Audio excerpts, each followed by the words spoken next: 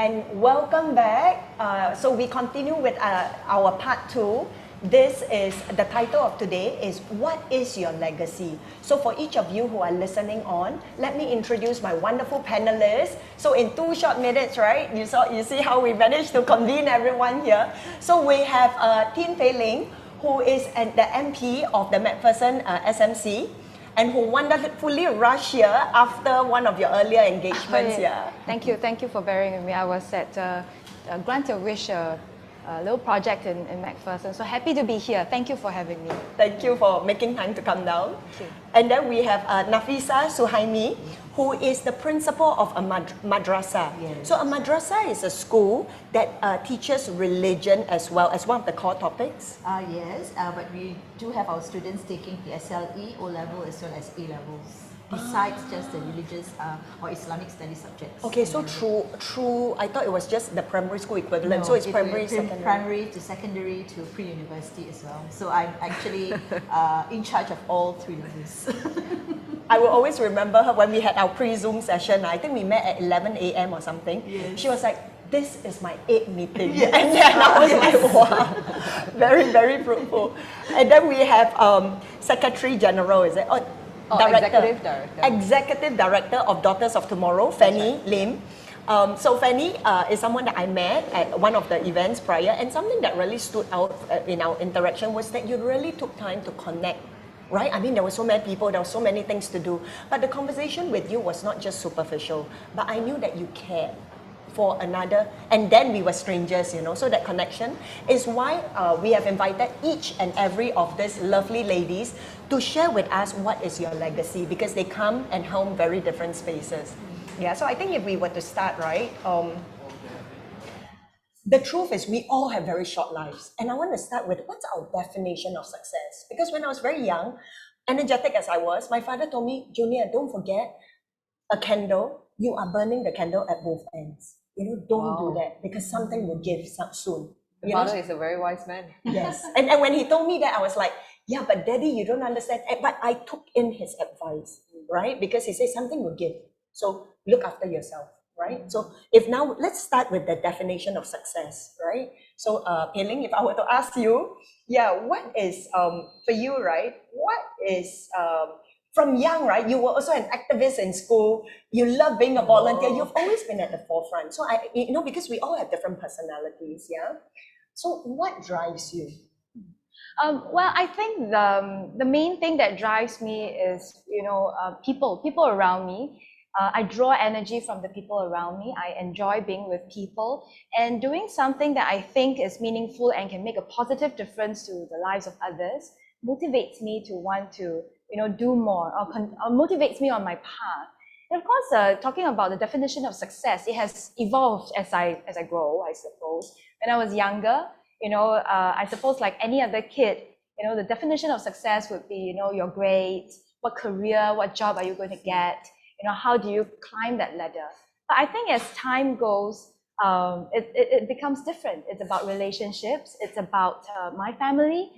It's about, you know, you only have one lifetime, and what are you going to do with that one life? My parents only have one life. How am I going to, you know, make the best of my moments with them, with my kids? They are different every day as they grow. How can I, you know, teach them to be responsible, useful people who can, you know, do well in life? And at a broader level is that in my current position, what can I do to maybe make the world, make the society a little bit better, to help them and their peers, so that eventually when, maybe one day when I'm no longer around, they can still thrive. So I think it has evolved, and it really also depends on that stage in life, but definitely people.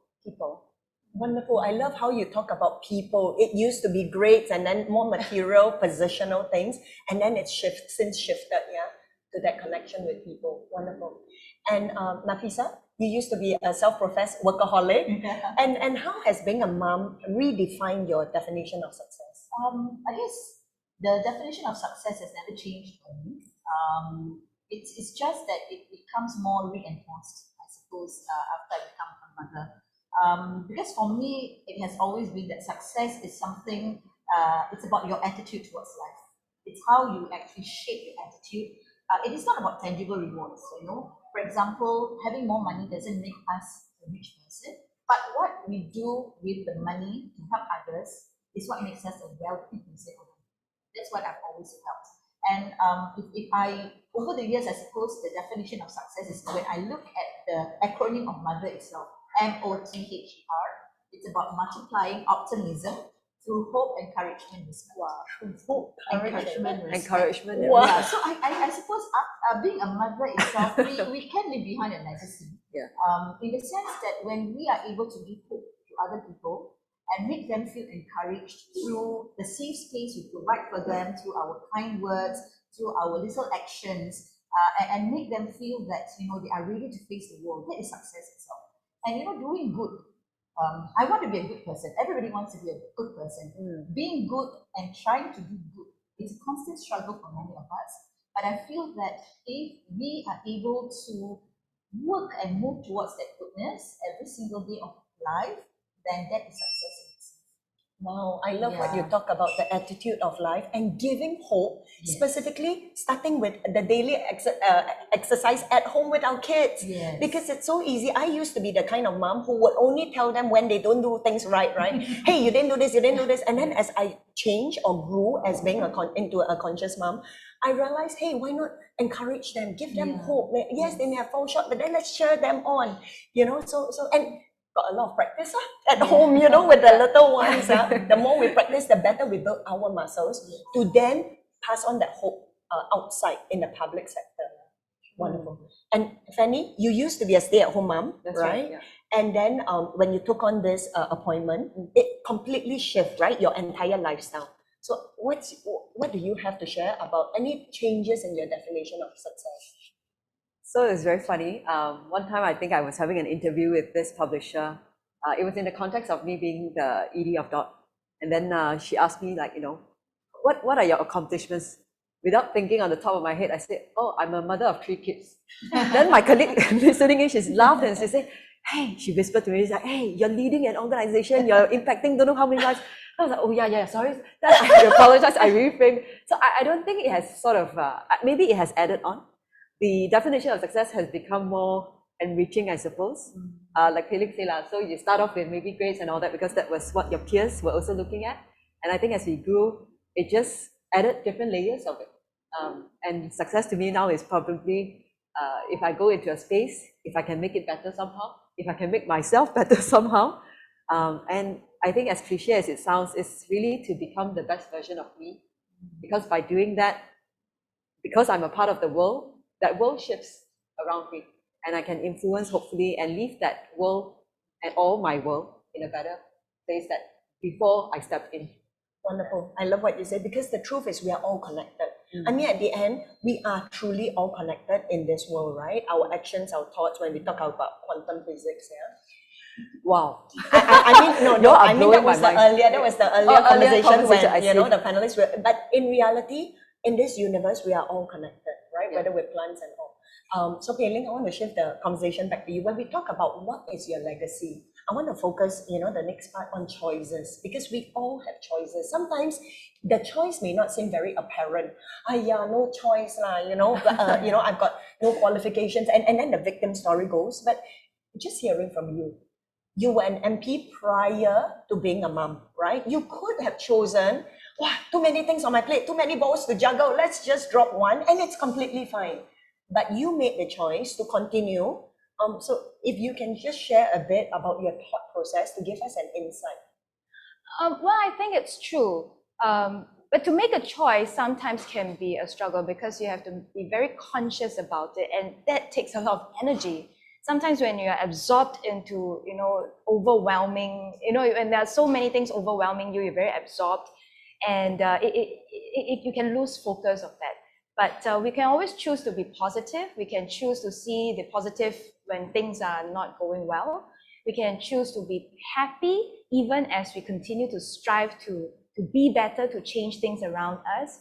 But there will always be trade-offs. And the question is, how prepared are we, you know, in tackling that trade-off, and what are we going to do about it? So, you know, like the example of between, you know, a lot of work, you know, and I want to do my best, you know, because it's my motto, I want to do my best, you know, but I would like to have children too, because, you know, it gives me joy. I think, you know, it gives life a different meaning. Then something has to shift. So maybe I will have to, you know, adjust my workload a little bit. Maybe I have to sleep a little bit less. Maybe I have to find support system, so on and so forth. But I don't think there's a perfect balance, but it's really how we manage that trade-off. And sometimes things can be quite, you know, micro moments. For example, even when, you know, we interact with people around us, there are times where there are people who are less than friendly, right? So they will say nasty things or keep agitating and pressing you. And sometimes, if you know, perhaps the easier thing is to, you know, just stop talking to me, or, you know, just switch off and move on, or just snap back. I mean, sometimes it could be that's the easier step. But you know, in that moment, perhaps you could choose to say that, you know what, maybe this person has got a bad day, and why not be the bigger person, just smile and just be nice, and maybe the person will reciprocate. And so far, I think my experience is that most of the time, maybe not all the time, but most of the time, that works. And so I think this is also one type of choice. And when you reciprocate kindness to something that maybe is not so kind sometimes, actually, you know, you might surprise you. You might get kindness back, and that, you know, they can pay it forward, hopefully. So something to think about. I love what you share about expanding the internal locus of control, because I may not be able to. So, for example, if I smile at her, she don't smile back at me. I cannot contort her face, right? But I can expand my internal locus of control and read her again, or just bring cheer, or find out what is she going through that she is dealing with, that she may not be reciprocating that smile, right? So I love it when, instead of blaming and, oh, you're so mean to me, then why should I be kind, right? I'll just continue to be who I am, to expand and to project who I am. And if it comes back, like what you said, great. If it doesn't matter, right? But at least my life on this earth is a shining beacon that continues to give, whether it's kindness or grace or love or just hope to the different people around me. So I love expanding the internal locus of control and not using that as the excuse. Yeah. Not kind to me, you know, wonderful.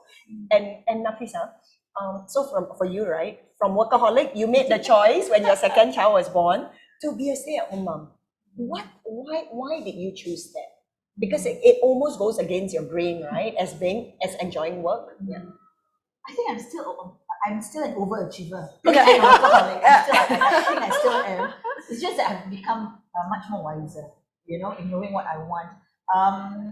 You know, at that point of time, I always thought that being a mother means that you need to master. We are master of multitaskers. You need to multitask, and we must be able to do everything like a super mom, you know, that super mom syndrome. But then one day, actually, there was this backstory to this. When my daughter was 3 years old, I remember that she wanted her father more than she wanted me. Aww. So as a mom, our ego very deflated, and mom's heart is hurt, you know. So what should I do? But that actually was a turning point for me. It gave me time to reflect on what really is important in my life. So that self-reflection actually helps to crystallize. You know, that why, when I start asking why or what can I do more of, it makes things a bit crystal clear for me. What are my priorities in life? And at that point, I got the answer. My priority is my children over my career. Because I was telling myself, career, I can always take a detour one day. I can still pick it up, you know. But for children, there is no detour. If I've missed the important moments in their life, that's it. You know, there's no turning back. So I decided at that point of time that I want to be there firsthand to witness their development and their growth. And that was a choice I made. It's a choice I've never regretted till today, because they have taught me to be a better person. And just like Fannie's mentioned just now, when people ask me, I say, oh, I'm a mom of two. What's your the most successful thing, you know, that you can mention? I say, being a mother of two. You know, that's the most successful. That's the first thing that you but I've never regretted it. And I realized something also at that point in time. I think whatever choice we make, it has to be in alignment with the purpose that we have in life. And my purpose in life has always been, I just want to serve and contribute to the community in whatever little ways that I can. You know, the small community I'm in or the community at large. And I realized that I don't have to have a title, nor a position, to be able to do that. I still can do that, but with a different group of people, maybe in a different space, but still being able to fulfill the purpose in life that I have. So when people ask me, a lot of friends ask me, how to manage time? I said, you don't manage time. You manage your priorities, and time will manage your skill. So that was actually something that I have learned 20 years ago, and I think it still applies now. 20 years later, that this is still something I hold on to. Stay clear of what you want, and when we do something, do it because it matters to us and not because what others dictate to us. We are not here to impress others. We are here to do things that matters to us with the people who matters most in our life. So I guess that was actually a shift. And people want to know whether I am still, the workaholic that I am. Yes, I still am. Yeah. I'm very honest and I'm very true to whatever I am. That yes, but I have learned to prioritize and do things because we make time for things that are important in our life. And I have learned that I shall do things that are important because that will make me the happiest person in my life. I love the wisdom that you share from, like prioritizing, and everything else will fall into place. Yes. It's not cramping everything, but when we prioritize, some things will have to go, and then I'm fine to let them go. We have the courage to actually drop them. And the other thing that you shared, I love so much about, I think Karen, is it? Okay, I lost that train of thought, but yeah, I love when you know what I realized also I love acronyms, you see. So I just realized. Oh, you have another. MOM, MOM, right? Master of Multitasking. Oh. I love the word acronym now, thank you. The mother, multiplying optimism Through hope, encouragement, respect. respect. Wow. And you just created that just here. No, actually, I just realized it yesterday that we are master of multitasking. You are truly a principal of a madrasah. You are educating all of us right now. I love acronyms so much. True Blue Singapore. And something that I wanted to share, Nafisah, I love about how authentic you are, because in Strength Finders, one of them is achiever, right? And there is nothing wrong in wanting to achieve, right? I mean, but I love how you balance that achieving, because achievers, that is your strength. It's your superpower. So don't suppress it and I should. No, but embrace it, because that's your gift to the world. But I love how you balance that together with, and I don't need to impress anyone. Right? At the end of it, I'm just going to live for the people that truly matter and be centered on myself. So embracing your superpower, so to speak, together with being anchored on who you are, I think that's so beautiful, right? That's really a very powerful equilibrium that I hear from you. Yeah, so thank you.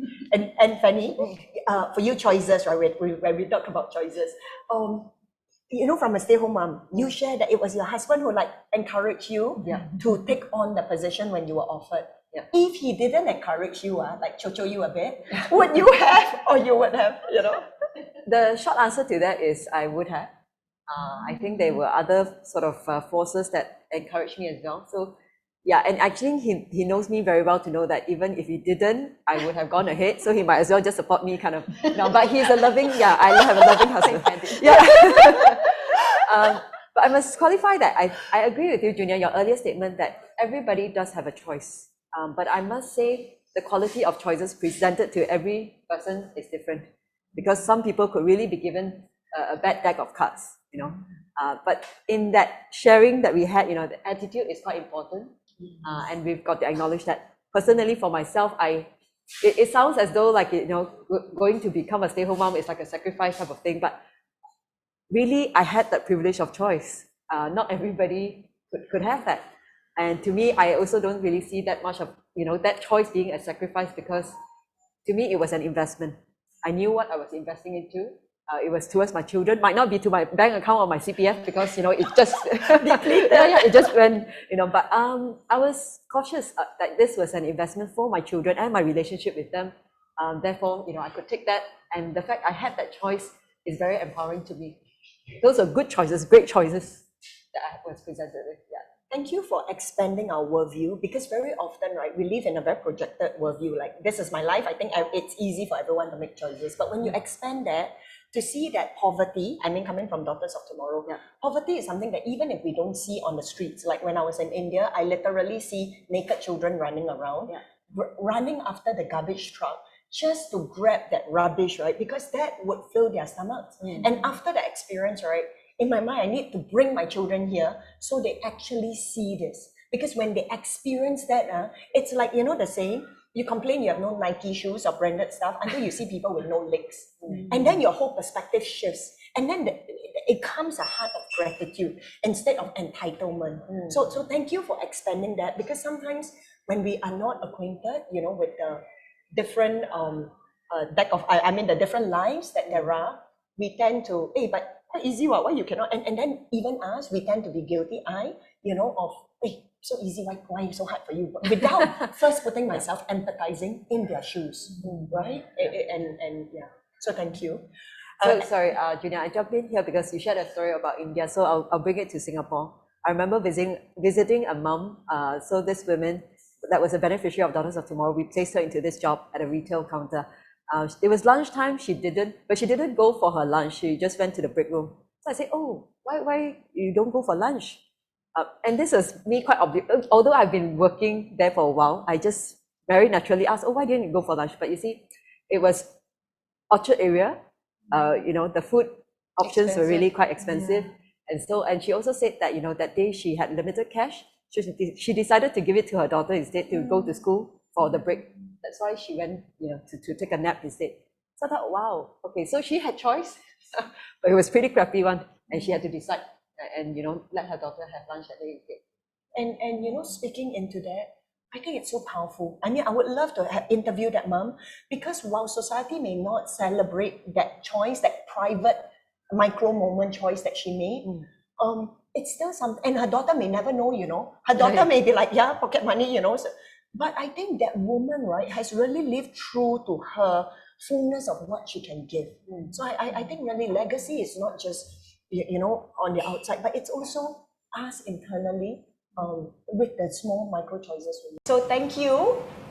Some technical error, and that's why we dropped off for a while, but I trust that we're back. So let's continue the conversation, yeah? I think a common trend that I hear is mindset, and specifically this growth mindset. So while we know Carol Dweck's growth mindset, I think in practice, right, is where it makes a huge difference. So Pei Ling, I want to ask you, when you decided to take on more things, you shared about getting support system, and then some things have to go. As you expand yourself, let's talk about expectations. Do your expectations on your children also increase? Well, I mean, to be honest, of course, I'm human. So I have as sometimes when I look at my kids, and like the older one is 6, the younger one is 3. That was so cute. It's a cute age. Yeah, my boyfriends. So anyway, sometimes I forget that they are still growing up, and I place expectations on them, which on second thought may not be very practical, right? I mean, like if I'm using what I am or who I am today and how daddy is today, and expect them to meet that kind of standard. It's like, reading words. It's like, I tell you 3 times already, why you still cannot read? It's so easy, why cannot? Then sometimes it just gets very frustrated, and I'm sure that vibe rubs off on my kid. And then there were times, of course, when I see my son looking at me with those eyes like want to tear, right? I was like, oh God. Okay, time to roll back. Yeah. So I learned along the way, and I learned to mitigate my expectations. Really, putting myself in their shoes, and finding different ways to help them grow as well. And I guess it took a while for me to also realize that they are them. They may have come from me and the daddy, but they are them. And so I have to accept that. Then they have to learn and pick up things and grow at their own pace. And that to me is also a test for myself, a test of my patience, a test of my ability to accept and also find new ways to support them. And so I think that's a real thing for me. I mean, when I talk about my personal growth, usually the first thought to my mind is, okay, let's now tech is is the in thing. So let me see what other causes can I take up. And I do take those causes, and if there are new challenges, sure, I will try to do it. But when it comes to my own kids, sometimes I realize that it's a totally new realm altogether. But I think it's so far been quite a journey. And I'm learning, I'm growing to be a better mom to them. And so I don't know how you all do it, if you have older kids, and I always ask myself, like, is my son going to be able to cook? Because next year is primary 1, right? I said, oh my God, is he going to be able to cook or not? And I think I cook okay, but I don't know about you, but sure, I want to be there, I want to. So many things that go through my mind, and so many what if, and it's daunting. It's so daunting, but just have to go on and press on. So yeah. So if you ask me about growth, I think every day is a growth moment. Thank you. Thank you so much for your authenticity in just sharing like where you are, because I think you are right. When primary school hits, I mean, when they are play school, everyone's playing. There's no expectation. It's fun. Yeah. Primary school, and even from a chill mama. No, actually now preschool is so fun. Spelling got also. Got spelling, got 听写, and then we'll give feedback to the parent, right? Then I always feel so inadequate. I'm like, am I inadequate, or is my son like really that bad? And it fits in. I'm sorry, this is. But yeah, it's like, my God.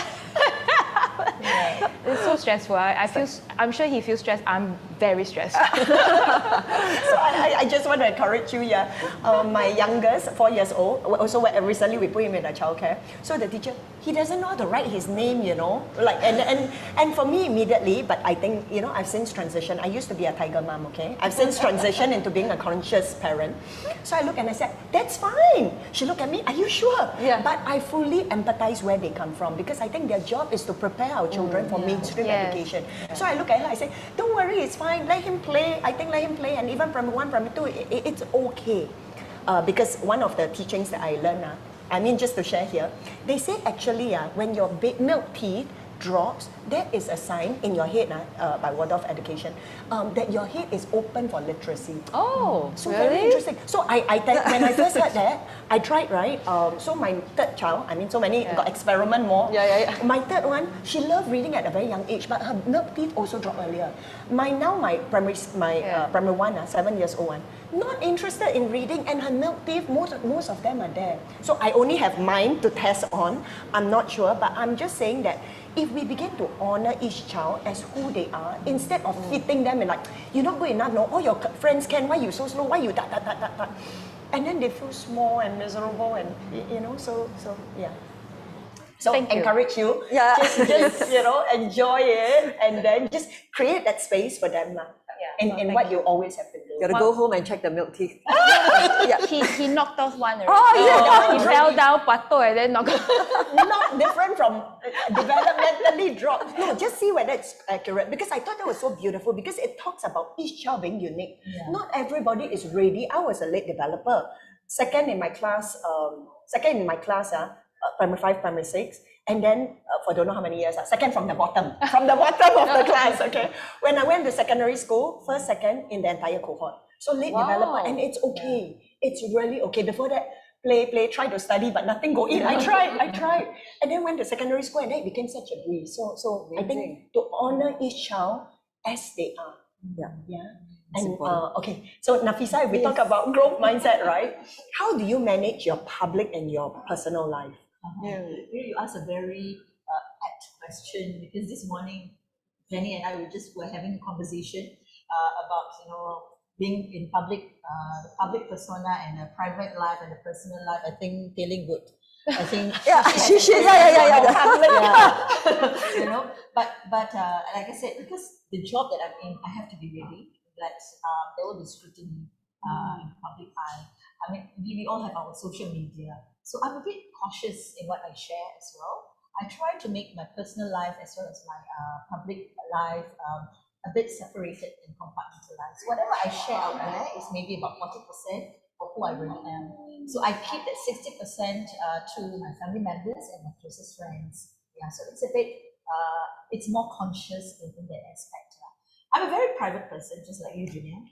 So I have also learned that, you know, I think, you know, sometimes when we put ourselves out there, when we share a lot of, you know, of ourselves for people to see, there will always be judgments and criticisms. And I think this is something, I think as a human being, it's very normal and something we should be prepared for. And we need, for me, I am quite okay. I don't take people's perceptions of me rather seriously because to me, they don't know me at all. Yeah, they don't know me, who I am. You can be misunderstood, but it's all right. So I have learned that. So we need to have that mental resilience to actually handle such things. But there's a but. But what I take seriously is after I've peeled off, you know, the layers of onions, you know, I look at the core and I take upon myself that I should also do a bit of self-reflection. You know, there must be some truth in that. They may be wrong, but they could be right. Maybe 10% of what they perceive of me could be correct. So I take it upon myself that, okay, maybe I should do a little bit of self-reflection and see whether this part of me, which I need to grow a bit or develop a bit, or maybe, you know, change for the better. Because I also believe, like what Fannie said, we must be a better version of ourselves every single day. So I take that upon myself, and I find, you know, amazingly, the heart heals at an amazingly speedy rate. When we actually learn to tell ourselves, it's for my own self-growth, it's okay. You know, but whatever you perceive of me, you might be 90% wrong, but there's some 10% truth in it, and I'll take upon myself to see what is the truth that I can take upon, and grow myself. So that is something that I have learned over the years. You know, backstab, bad-mouthing, gossip, rumors, this is about common. And I think all of us have in our life faced that. But for me, it's about just moving on. Get in touch with our emotions. I get angry, I get upset, I get sad, I want to cry, yes.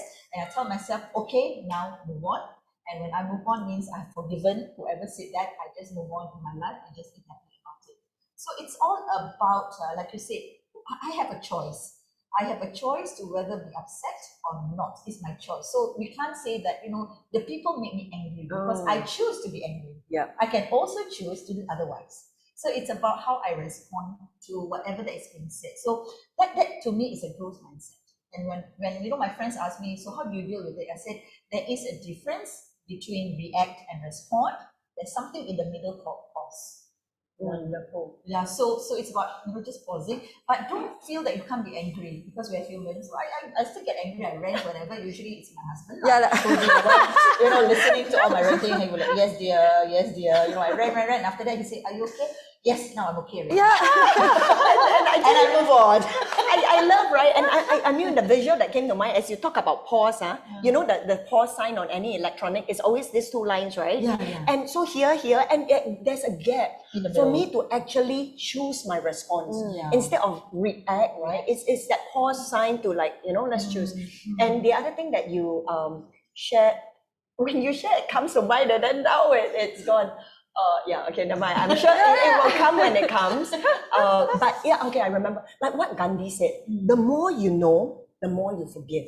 So it's like the more I know of myself and my feelings, and I dare to look inward and embrace the negative, right? So for example, I'm jealous or I'm greedy, and it's always easy to embrace the positive. But the more I can be in touch with that side of me, because we are all human beings, and in human being, there's that duality. And I always tell my children, just last night, so I used stupid, they look at me, I say, of course you are. Then they stare at me. Because mommy is normally quite positive. Then I say, are you slow? Are you lazy? Of course you are. Then they stare at me like, wow.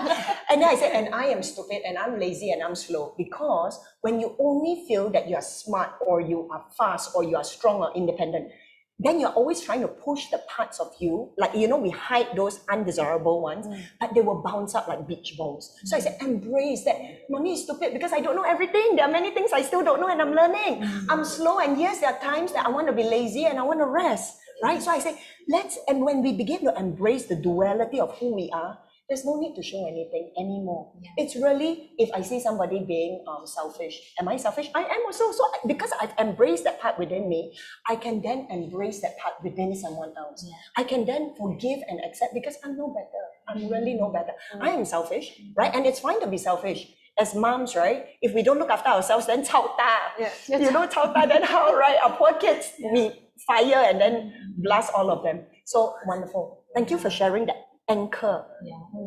Yeah, within. I think that's very important. And Fannie, sorry, I look at you and then dot. So sorry. I look at her dot. So Fannie, you know, when we talk about the growth mindset, like focus on the process, not the results, especially living in a results-driven world. So how is your perspective with regards to, you know, focusing on the effort, the process? I think it's like you say, sometimes there are times to slow down. It's almost like a long-term marathon kind of thing. You just got to run it at your own pace. So interestingly, we talk about children as well. Actually, every child also runs it at their own pace. But of course, for us, we are like, hey, all move together is the most senang, the most easiest effort lah, all group together and run, you know. But we've got to learn to adjust to everybody's pace. And sometimes we might be, okay, maybe marathon may not be, maybe it's like a cha-cha. Sometimes we got 3 steps forward, 2 steps backward, and that's life now. But as long as we have and it should not be a day-to-day continuum, like every day must have 10 steps ahead kind of thing. Sometimes it could be across a month that this month we do quite well, we celebrate certain things. Maybe the next 2 months are a bit slow, but we catch up the following 3 months, or maybe years. We can drag it on to a different continuum again. So I think growth mindset is identifying the end in mind, knowing that maybe you are a durian tree seed, durian coming in season. So durian tree seed, you know, so you will get to become a durian tree so long as the environment is there and you do the necessary process and all that. You trust the process lah. You will get there. Just allow the course of nature to take place. You know, just now, Junior mentioned quantum physics. I remember this chemistry law, and when I was in JC, for some reason I just remember it. It's called Hess's law, and in the law, it's actually thermal change. That you know, from point A to point B, there could be many different routes to that. But as long as the starting point and the end point are the same, no matter what route you do, actually the thermal change is the same. So back then, for some reason, it just struck me that in the end in life, it doesn't matter what route you take, as long as you get to where you want to be, it's all right. Yeah, you can still get there. So it just now when Fannie was sharing, just suddenly just hit me this law.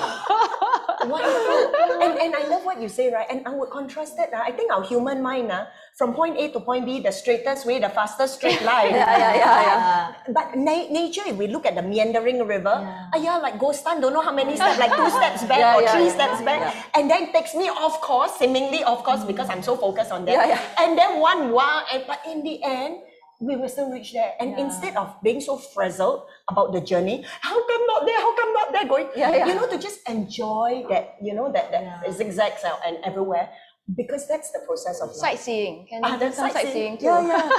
Enjoying. I think the issue that why we forget is maybe we are looking left to the right. We see, hey, this person very far ahead and don't know what. So sometimes people think that I took a detour as well because I took 6 years to be a stay-home. Right, I could have been, and of course, the person who started I was in the IT sector before. I was in corporate sales. The guy that was same age as me, started the same time as me. He became the GM. I was offered assistant, but I took a step back and, you know, took care of my kids. But you know, it's like you said, everybody has that course to take, and I think we just need to be focused on our course and adjust to the pace that we need to be. And to use the analogy of the dance, some people cha-cha, some people samba, some tango. It's but at the end of the day, we still reach that same point. It's just that type of dance we and we got to enjoy the dance. Whatever it's tango or samba or cha-cha. Do it with a flair. Style. And at the end, right, it's like maybe his destination was GM and yours is ED. right? But when we think that my destination are, oh, I'm supposed to be like MP, like PEI LING, I'm supposed to be Madrasah, then we will never be happy, right? Because Einstein said the poor fish, right, will feel stupid their entire life because they think they're supposed to be climbing the tree, you know, something along those lines. So I think when we can stop that comparison, and not just for us, but for each of our kids, because you brought for each of them, they are different, right? And celebrate where they are. I think that is something that takes a lot of skills, right? As And mom. patience. Yeah. Yes. So PEI LING, I just want to ask, right? So on hindsight now, you know, I think we are all a lot wiser. On hindsight, as you look at your life, right, is there any lesson that you've learned and you might have done differently? I like to use a quote from my friend, my ex-colleague. She and her husband said this, you know, could have, would have, should have, but life just doesn't happen that way. And looking back, there are many things that, you know, could have been different. For example, in university, I was offered to go Edinburgh to do, you know, a long attachment, but I didn't. But because I didn't, I stayed in Singapore. I took up grassroots, I took up youth volunteering, and I developed along the way. I found a passion, and things turned out differently. And I got to spend time with my parents. You know, it was also in uni that my dad had a mild heart attack, right? Yeah, so I think a lot of things could have been, or would have, or should have maybe, but life just doesn't happen that way. And therefore, instead of looking back and wondering about that, what if, you know, why not just look at what we have now and make the best out of it? Because the future is something that we can still do something to change and shape. Yeah, so why not focus on that? So I think this is one of my biggest you know, takeaway after so many years. Thank you for your wisdom, right? Because really, I think, like even for me in uni, I really wanted to take up psychology, and because I missed the entrance test, you know, didn't even know that there was an entrance I took test. psychology. Why is there an entrance test? No, there was a test that you had to attend for. Oh, is NUSI. it? And then I missed it. I think we Have that? got. And because I missed it, I felt my whole world crumble. But having said that, or even the other one, I wanted to go stay in hostel. My whole life wanted to get away from my mom. Okay, really. Okay, that is a separate story. Today we are in love. Okay, but my first growing up years was really torturous with her. I think for her and for me. But today we're in love. So I've grown. Okay, I've since grown. And because I didn't get into hostel, a different chain of events kicked off. Yes. And that has brought me to where I am today. So I fully get where you come from, right? Instead of lamenting on potential regrets, why not just use them as life lessons to celebrate this is where I'm meant to be, and trusting that the universe, I mean, some people use God, or I would say the universe is huge enough to guide us in our don't know-ness. So we are not sure, we think it's a mistake, but actually we are right on track. We are right on plan. Maybe not our plan, but part of the bigger plan. So wonderful, thank you.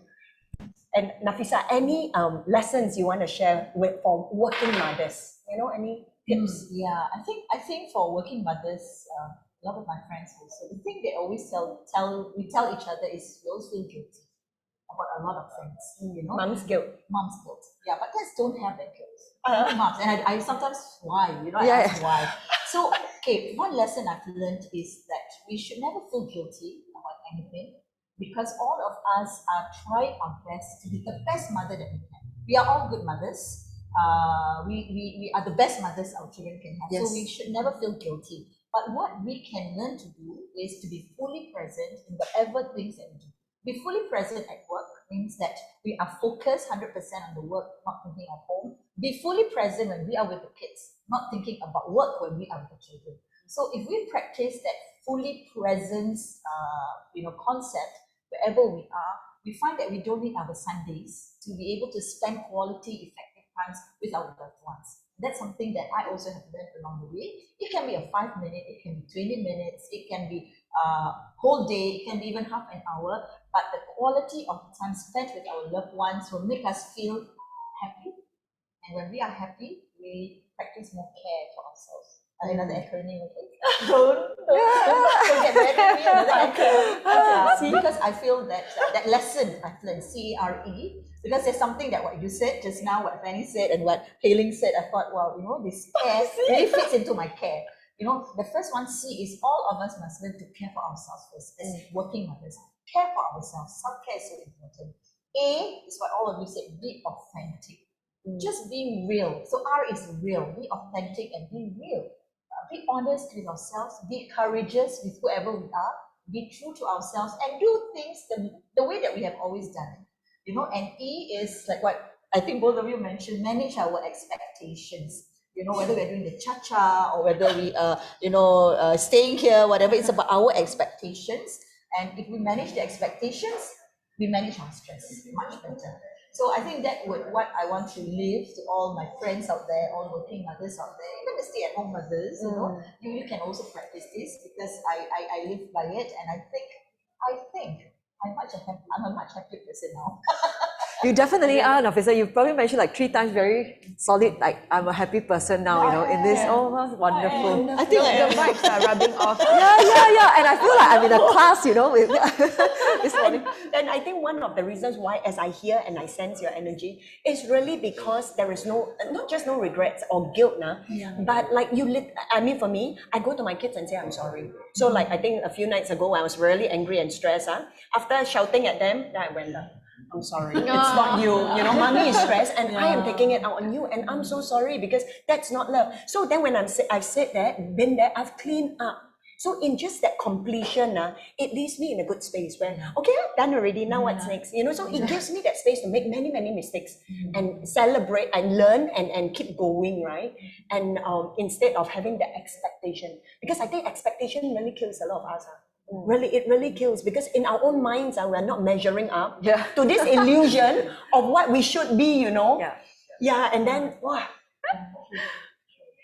So, okay, so to you, Fanny, life as a stay-at-home mother and ED for how many years? 2 years? 1.5. Okay. What's something, you know, that you've either that is different or that you sacrifice and happy? I mean, sometimes sacrifice people think negatively, right? But sacrifice could be just a change in priorities.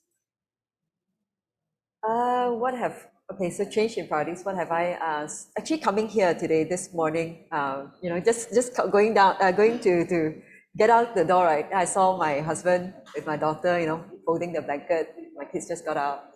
Then my boys were in the room, I could hear them. And then I'm like, I actually want to stay home and play, leh. It's like, okay, but I think it's been great that my family understood what this means for me. Like that, again this week I had a night meeting. So I told my husband, I found out quite late, I forgot about it. So I said, I'm so sorry, I have this night meeting, so I can't be having dinner with the family. So then he asked me, I said, why are you saying sorry when you have to work? So he was very kind about it. And I think thankfully my family doesn't make me feel like I'm giving up on them, or, you know, even though I do feel that mom's guilt, I do. And it's quite natural actually. But yeah, sorry, what's the question again, Julia? No, We've been talking about so no, it's fine. So I get, like, for you, it's like you want to do something and yet you are making a different choice because it pulls you in the direction that you're committed to, right? But yeah, like I said, it's also the other investment form, although I'm not physically with them, is understanding that I can impart on them through role modeling as well. So it's very funny, when I started in DOT, maybe about 6 years, my kids then were still quite young, and then they will mimic me and say, hello, this is Fanny, I'm from Daughters of Tomorrow, and you know, they start talking to each other, pretending to be me. So it's very fun, and you realize that they're watching you. So even though I'm not there teaching them per se, as I did when I was a stay-home mom for 6 years, I had very direct contact, direct impact. But now, as I go out, as they see me in dialogues, in panels, and sometimes in whatever things that come out on media, they read about it, they're like, wow, my mom. So it's very funny, they consider whatever that come out in media is like, wow, my mom is famous. They Google something, they see my name also, it's like, wow, famous, you know. Actually, everybody is Googleable. But yeah, they have this concept. But yeah, it shows them that, you know. And my son this year, he wrote in his creative writing submission, I cried when I read it. He wrote on contentment. He talked about the gap between the rich and the poor. he talked about how he wants to do something for the poor when he grows up. So I thought, wow, that was a strong top mom moments for me, because I felt I did something, even though I didn't do something. Yeah.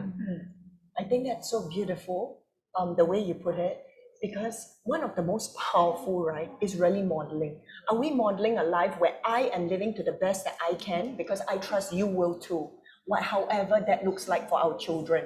Or are we just so centered on them? You know, so I think, and I hear your struggle, right? Because it's, you know, I mean, I for one, I think for the past 3 weeks, 2 weeks, my kids have learned to cook themselves, you know, for lunch and dinner, really, because I've been so focused on this. They will come in, we don't have a helper, we've gotten, yeah. So they ask me, Mom, so what are we having for lunch? You decide, you cook fried rice, okay, go. And it's actually nice. So I think in this period of what I need to do, it creates a space. So yes, I can feel bad about, oh, I'm not a good mom, not providing for their meals, Or I can look at, whoa, it's an opportunity where to fill their tummies, they begin to rise up and begin to prepare their own meals, which is what I am about, right? I'm like, and make sure you feed your brother, because after they eat, then the poor boy left there, you know. So I think it's I think it's like, you know, when we move, right, everyone moves together, you know, and I think that's one of the beautiful things of, one of the privileges of being a mom, that being the heart of every family. It's like the skill of letting go and trusting that, you know, your ecosystem or your family community will bring them up together with you. Yes. Yeah. Because I mean, personally, as a parent, I think one of the greatest disservice we can do to our children is to shelter them too much. Because then, so then they are not ready for the real world, right? If I'm always going to intervene and protect you and not allow natural consequences to happen, then I'm not setting you up for success. That's where I come from. So fail, yay, let's celebrate. You fail, the more you fail, the better. Because then your relationship with failure is a positive one. Yeah. Okay, so in closing, any last tips, Pei Ling, you would love to leave our viewers with? Wow, last tip. I don't really have a tip, but I mean, everyone is different. We have our own path, we have our own battles to fight. But I think most importantly is knowing where your North Pole is, your North Star is, and just work towards it. There will be times when we fall down, when we have disappointment, when we have anger, sadness, but we also have a lot of joy and happy moments, and we should focus on the positive. And I think what NAFISAH said just now also struck a chord, is that, you know, having a strong sense of who we are as a person is very helpful. Because if we are always struggling to live up to other people's expectations, or trying to, you know, strive towards making sure that everyone else sees us very positively or be very happy with us, trying to please others, basically, it's going to be very draining, and it's not sustainable. So of course, just do good, don't do bad. Everything else, I think, we just have to be confident and just press on. Yeah. Thank you. Wonderful. Thank you, Pei Ling. Nafisah? Okay, I think be kind to ourselves. That's one thing I want to say. Just be kind to ourselves as, you know, as a person, as a mother. We must always practice self-compassion. Be a happy person that we can be. A happy mother makes happy children, and happy children will create a happy family. And a happy family is actually the start of a happy nation, right? Wow. Put in a bit. Yeah, but I always believe in that it starts from being happy ourselves. And you know, we have to just remember that in everything that we do, there are always moments of ups and downs, but remember the beautiful moments that we have created together with our loved ones. And I want to end off by saying that there are no perfect mothers, there are no perfect children, there are no perfect persons, but there are plenty of perfect moments that we can create together. Wonderful. Thank you so much, Nafisah. Yeah. And Fannie? Sure. So for me, I'll go back to the analogy of a seed. I think we must remember that there is that value in us, even without us, you know, achieving whatever. Just understand that there is that value. Even if, you know, you may not be an orange or an apple kind of tree, but you are actually that durian tree. So even if you don't fruit for many years, it's okay, because you are durian. So you embrace that, accept who you are, and that really makes you happy. Also become the change that you want to see. I think many times we might like, you know, wow, this can be better. This, you know, this yeah, this is complain this or whatever, you know, that kind of sometimes that culture. But be that change that you want to see for yourself, for the people around you. And like Nafisah said, it will really create a different community. Wonderful. So thank you, ladies and audience. I trust that you've heard. So what is your legacy? Because your legacy is really what you leave behind, what you are remembered for, the role model that you are setting for your children, and for, I think, not just your children, but for even the people, the community around you, even for strangers, because our lives are impacting people who cross our paths. Yeah. So thank you for taking time to with us. Thank you, ladies, for being with us. And with that, I pass you over to Charlene for the prize session, and I'll see you for our third panel session. See you. Bye. Bye.